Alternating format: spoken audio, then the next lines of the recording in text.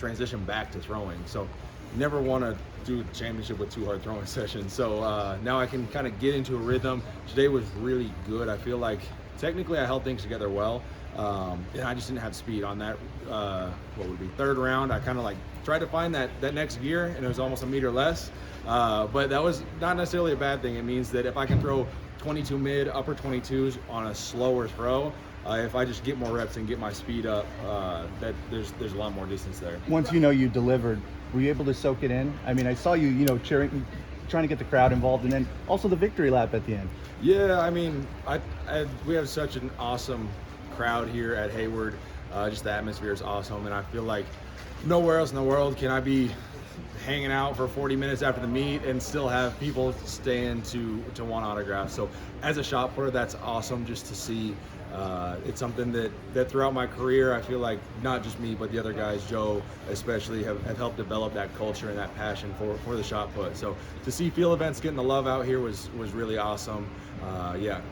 Took an hour plus victory lap, and so I tried to get everybody. I think I got just about everybody that stayed. Do you feel like you came through okay? Neither of those injuries really put up today? Yeah, I felt the elbow a little bit. Pec felt good. Yeah, anytime you kind of the biggest thing with the elbow is the velocity is kind of what flares it up.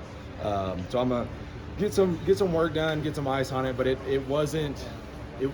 It was better than most of my bad throwing sessions. So, as soon as you let that go, if you piss that ulnar nerve off. So, yeah, it feels like you smashing your hip funny bone with a hammer. So I didn't have any of those today. So it'll be a little sore, but definitely be back to training on a normal schedule after this. Was there any consideration for just trying to make the team and save yourself for Paris?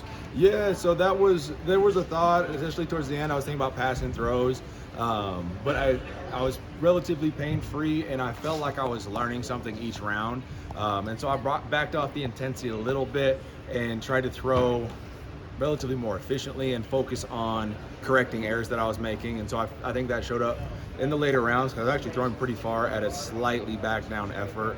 And I mean, you get out there and you have the game plan of like, oh, I'm gonna take it easy and make the team. But you get in front of thousands of people cheering and clapping for the shot. It's like, I gotta put on a show as best I can.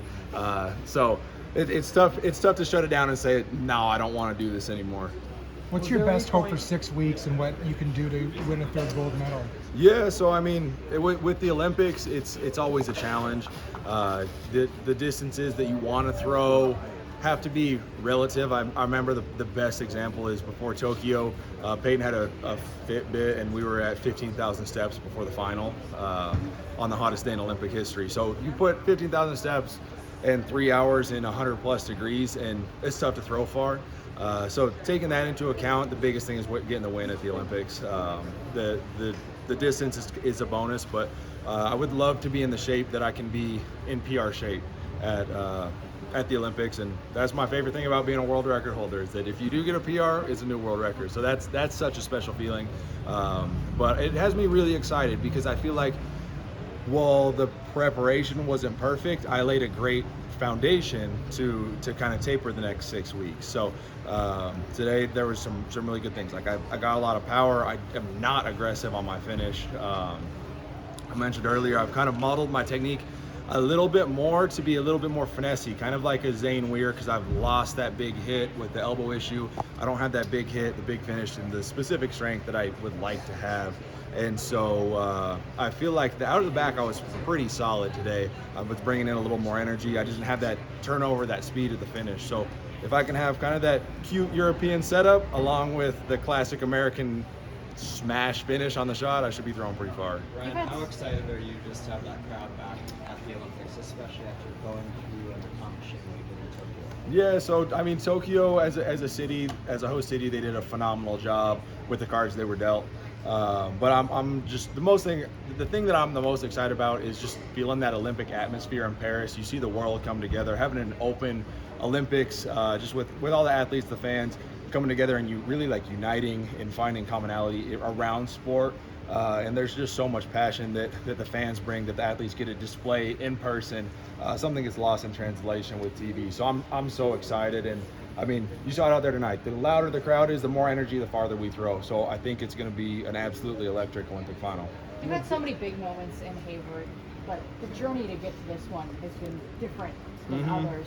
Does this one mean something extra to you? Yeah, I feel like every time I come back, I feel like this is the best one. But I think I can honestly say this one's probably the best. It's a bit different than the world record.